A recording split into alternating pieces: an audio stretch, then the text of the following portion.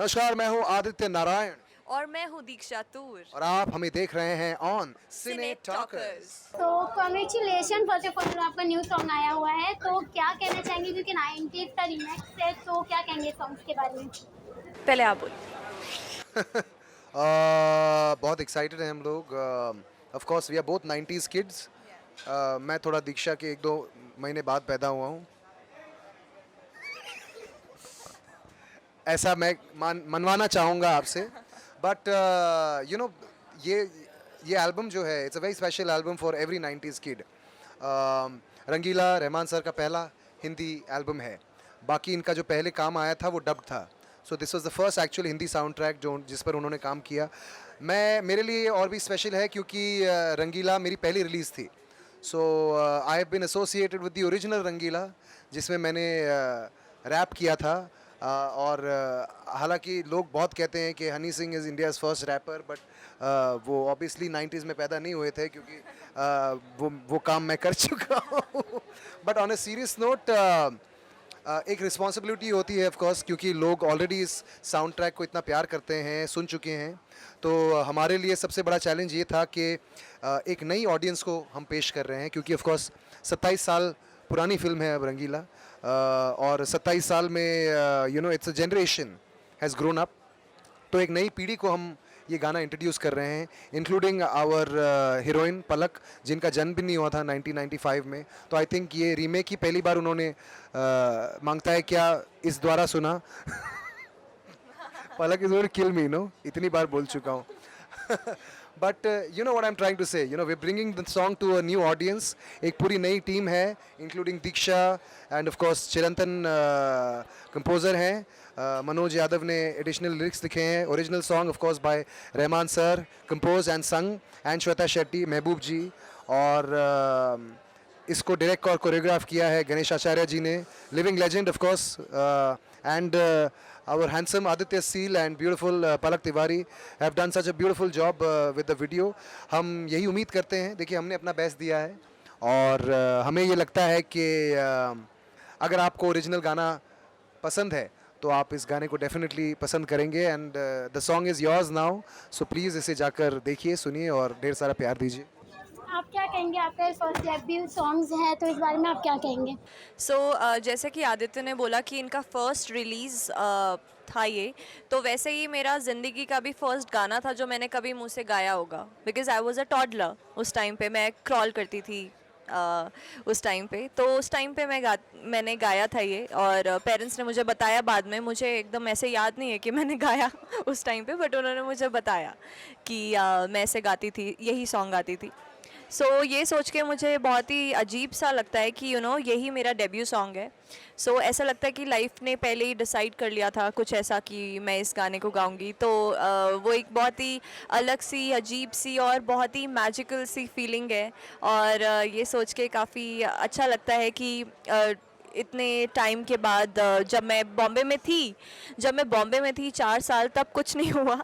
जब मैं दिल्ली गई और वहाँ से जब मैं स्क्रैचेस भेजती थी अपने होम सेटअप से, तो वहाँ से एक गाना क्लिक हुआ। ये सोच के बहुत ही अलग लगता है कि मैं अपने घर पे रह के, वहाँ पे जब लोग अपना सब कुछ छोड़ के बॉम्बे आए हुए थे, तब मैं थक हार के सब कुछ छोड़ के दिल्ली चली गई थी और वहाँ से स्क्रैचेस भेज रही थी, और तब ये गाना क्लिक हुआ और तब ये गाना फाइनल हुआ।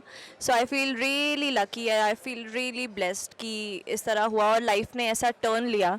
आई फील कि लाइफ बहुत ही अलग वे में आपको कुछ ना कुछ देती है, और ऐसा ही मेरे साथ भी हुआ। और पहले ही पता होता कि दिल्ली जाके अप्रूव होना है तो बॉम्बे 4 साल थोड़ी ना आती दीक्षा। मैं वहीं रहती। बहुत ही अलग सी चीज़ है। एंड देन एक और ही ऐसी बात है कि आदित्य कुछ ही टाइम पहले, 5-6 मंथ्स पहले, मुझे एक रियलिटी शो में मिले। वैसे तो हम काफ़ी रियलिटी शो में मिल चुके हैं, मुझे नहीं पता आदित्य को याद होगा कि नहीं, बट कुछ टाइम पहले ही, 5-6 मंथ्स पहले ही, हम एक रियलिटी शो में थे। उसमें आदित्य होस्ट थे। पता नहीं क्यों मेरे मुंह में ऐसे बोल आ रहा है आदित्य जी, आदित्य जी। बोलने का, आई डोंट नो व्हाई। दाढ़ी क्या बढ़ा? तब वो एंकर थे, उसमें होस्ट थे और मैं कंटेस्टेंट थी। और जब मैं इस सॉन्ग के दौरान इनसे मिली तो मैंने इनसे पूछा कि वैसे आपको मैं याद हूँ, मुझे कोई चांसेस लगे नहीं थे कि इनको याद होगा। सो ही वाज लाइक अरे you came with your guitar ना। सो आई वाज लाइक अरे इतने सारे लोगों में से मुझे कैसे आपने याद रखा। So it was really sweet of him. And उस टाइम से he made sure that you know I don't feel uncomfortable और आउट ऑफ द प्लेस, कि क्योंकि मैं न्यू हूँ और यू नो बहुत चीज़ों के लिए मैं बहुत नया नया फील कर रही हूँ या कुछ ऐसा। So he really made sure that I feel comfortable and he gave me that you know warmth ki so that I feel good. Yeah. तो आदित्य, थोड़े से टाइम में इतना ज़्यादा लोगों ने सॉन्ग्स को पसंद किया Thank है, you. लाइक्स कमेंट्स आ रहे हैं, Thank उसमें you. क्या कहेंगे? फैंस का बहुत अच्छे अच्छे कमेंट्स आ रहे हैं। क्यों अच्छा लगता है जब आपके काम को अप्रिशिएट किया जाए। और यू नो आर्ट एक बहुत ही अजीब सी चीज़ है ना, क्योंकि आप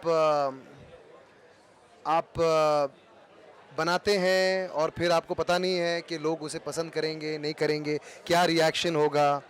यू नो समटाइम्स आप एक्सपेक्ट करते हैं कि यार ये तो कोई नहीं सुनेगा, और इतना प्यार मिलता है। कभी कभी आपको लगता है कि यार बहुत अच्छा काम किया है और फिर लोगों को पसंद नहीं आता है। बट कहीं ना कहीं आई फील लाइक इस गाने पे हम सब फेयरली कॉन्फिडेंट हैं कि लोगों को अच्छा लगेगा। And at the end of the day you know music, art, ये सब एक सेलिब्रेशन है। It's a celebration of you know life, about people, beautiful things, love. तो ये गाना भी एक सेलिब्रेशन है। एंड कहीं ना कहीं पिछले 1.5-2 साल हमने जो पैंडेमिक का फेज़ देखा है, उसके बाद I think all the more एक जो रिस्पेक्ट है फॉर आवर फ्रीडम, हमारी ज़िंदगियाँ जो हम एक बक्से में बैठे हुए थे, कहीं ना कहीं अब एक अप्रिसिएशन होने लगा है उन सारे समय के लिए जब हम बाहर थे, जब हम लोगों से मिलते थे, जब हम गले मिलते थे, जब हम पार्टियां करते थे। इन छोटी छोटी चीज़ों की जो कीमत है वो बढ़ गई है। सो फॉर मी मांगता है क्या is like a celebration of kind of coming back to a normal life. तो ऑफ कोर्स अभी तक ये पूरी तरह से ख़त्म नहीं हुआ है, पर मैं यही चाहता हूँ कि इस गाने के थ्रू लोग यू नो लोगों को सेलिब्रेट करें, दोस्ती को सेलिब्रेट करें, प्यार को सेलिब्रेट करें, ज़िंदगी को सेलिब्रेट करें। अभी आपके बेस्ट फ्रेंड भारती को भी बेबी हुआ जी। है, तो उसको क्या कितना मतलब कॉन्ग्रेचुलेशन कहा, क्या कुछ मतलब ऑफकोर्स सारा bond कुछ हो share गया किया? है, भारती के साथ कॉन्ग्रेचुलेशंस हो गया है। इनफैक्ट भारती ने गोला का फ़ोटो हमको हॉस्पिटल से ही भेज दिया था।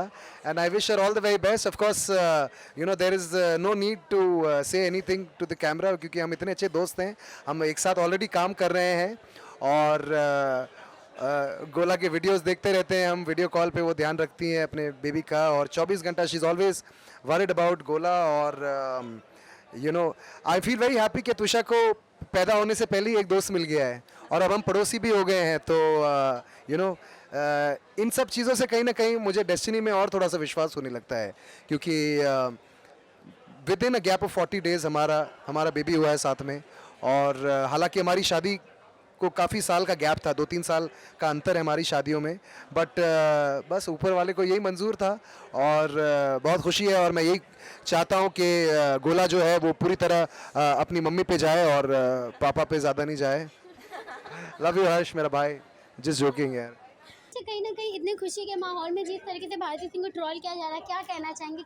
पता नहीं, आप मैंने तो नहीं देखा है उनको ऐसे ट्रोल कर रहे हैं या जो भी कर रहे हैं, but I feel like Bharti is a grown woman. उन्होंने अपनी ज़िंदगी का बहुत अच्छे से ख्याल रखा है। एंड उतना ही ज़्यादा ख्याल वो गोला का रखेंगी। And she is perfectly capable of taking care of a child. वो दोनों they are very nice people and I wish them all the very best. I think कि this is a very very happy occasion. You know एक बच्चे का आपकी ज़िंदगी में आना, इससे खुशी का मौका और नहीं हो सकता है। So I think we should let it remain happy and positive and pious and you know we should wish them all the best and we should have God bless them.